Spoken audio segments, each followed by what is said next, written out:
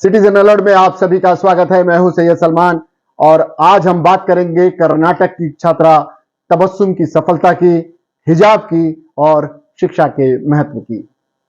Bharatiya Janata party Karnataka विधानसभा चुनाव में संघर्ष करती दिख रही है। वीडियो वायरल हो रहे हैं कि उनके काफी लोगों को कई स्थानों से लौटा दिया जा रहा है। उनके प्रचार वाहन भी तोड़े गए।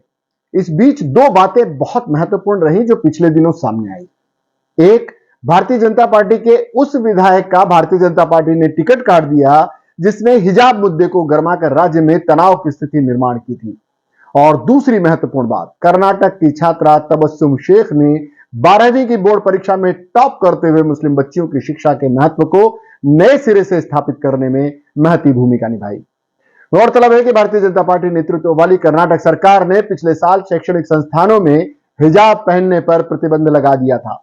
मुस्लिम बच्चियों के लिए वह दौर बड़ा मानसिक रूप से तनावपूर्ण बन गया था। जो बच्चियां हिजाब नहीं भी पहनती थी वह भी दबाव में थी। वैसे हिजाब तो महज बहाना था, मुस्लिम छात्राओं के खिलाफ ही पूरा माहौल बना दिया गया था।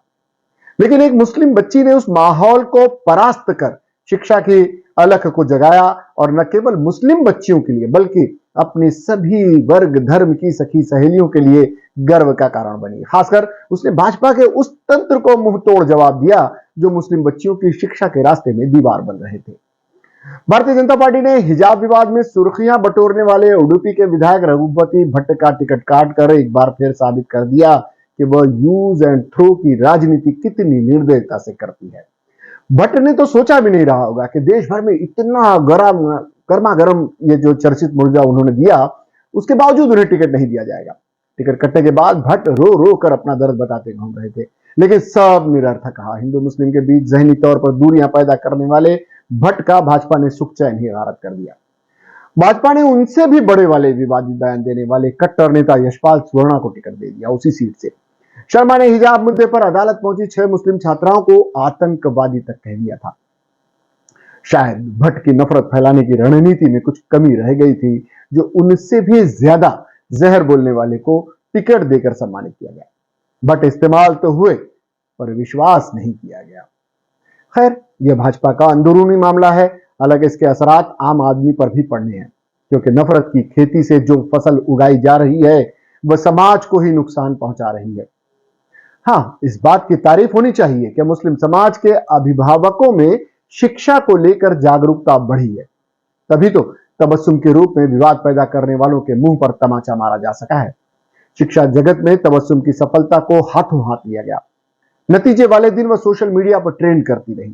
स्टेट आर्ट्स टॉपर तबस्सुम ने कर्नाटक प्री यूनिवर्सिटी शिक्षा विभाग द्वारा आयोजित पीयूसी द्वितीय परीक्षा यानी 12वीं में सर्वोच्च अंक ही नहीं प्राप्त किए, बल्कि हिंदी, मनोविज्ञान और समाजशास्त्र में उसे 100 में से 100 अंक प्राप्त हुए।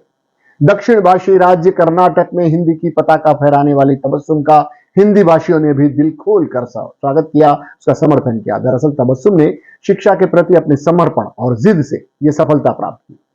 उसने इस्लाम और पवित्र कुरान की उस भावना को साक्षात रूप में उदाहरण के साथ पेश किया जिसमें साफ कहा गया है कि इक़रा यानी पढ़। तबस्सुम ने कुरान के इस शब्द को जीवन में ढालकर विवाद पैदा करने वालों को जवाब देने का काम किया।